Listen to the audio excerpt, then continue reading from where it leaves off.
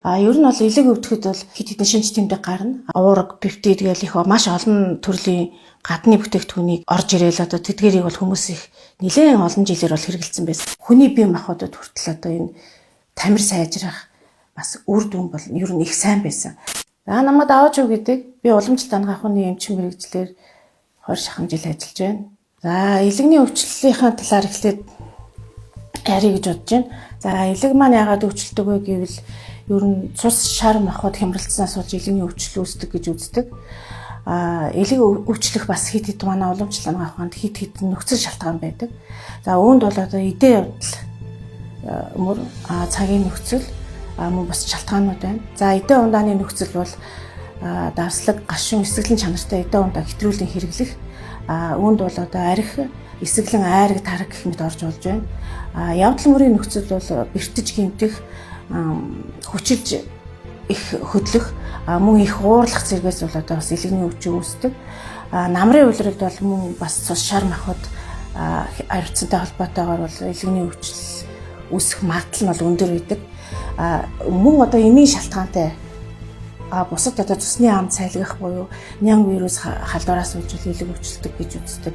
Манай улсад бол элэгний өвчлүүдээс А, Б, С, Д, E вирусын гепатит, элэгний өөхлөлт, хорлогын шалтгаанд элэгний өрсөлдөд бол өвчин тохиолддог.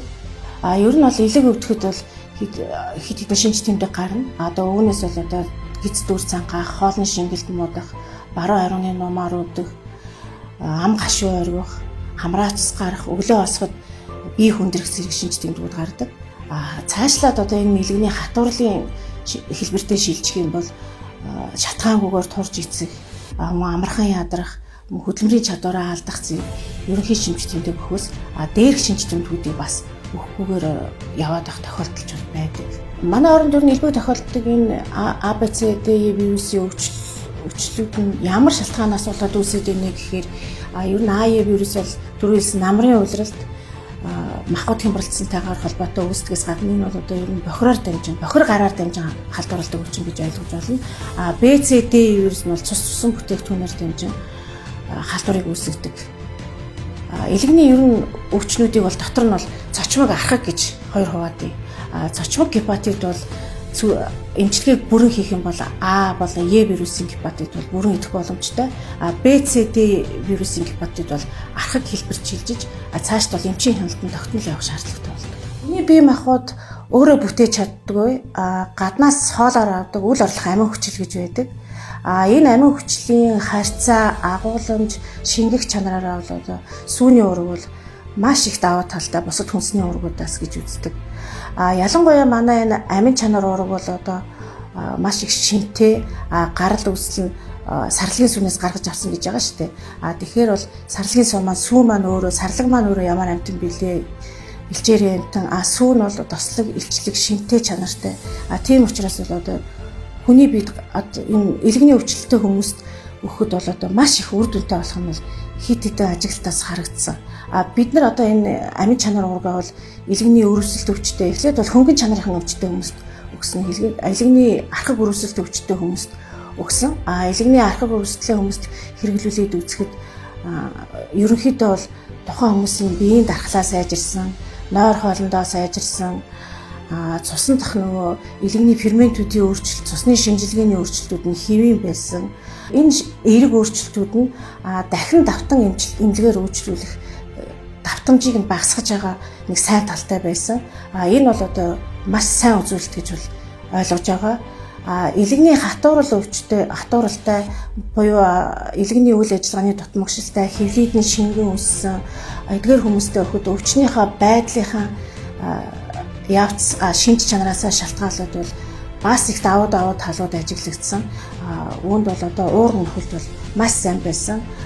Мөн одоо тэдгэрийн бас нөгөө нойр хоолндоо сайжирч, дархлаа сайжрахаас эхлээд ирж байгаа хүмүүсийн царай гэрэлт нь. Одоо би түрүү ярьсан шүү дээ, нөгөө царайжсэн элэгний хатварлын үед гундаад харлаад гэдэг.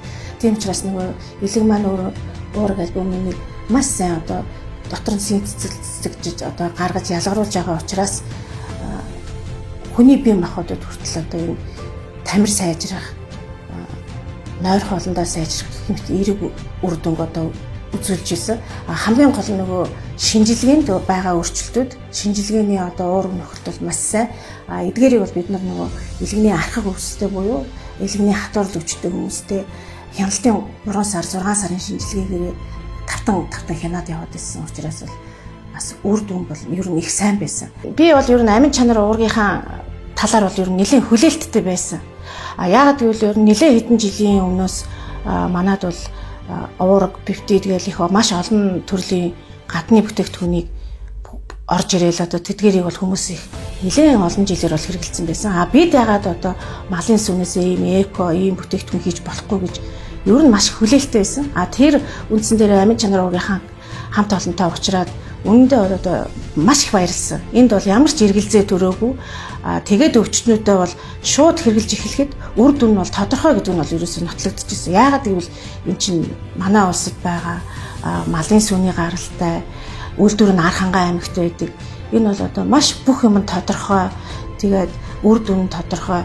Ашиг шиг үйлдвэрлэж байгаа гол нөгөө бүтээгдэхүүн маань хаанаас гарч байгаа вэ? Хаана үйлдвэрлэж байгаа вэ гэд энэ болгоно бол тодорхой байсан учраас бол ямар ч эргэлзээ байхгүйгээр өвчтнүүдэд ангаар нь хэрэглүүлээд үр дүн бол маш их өндөр гарсан дах баяртай байгаа.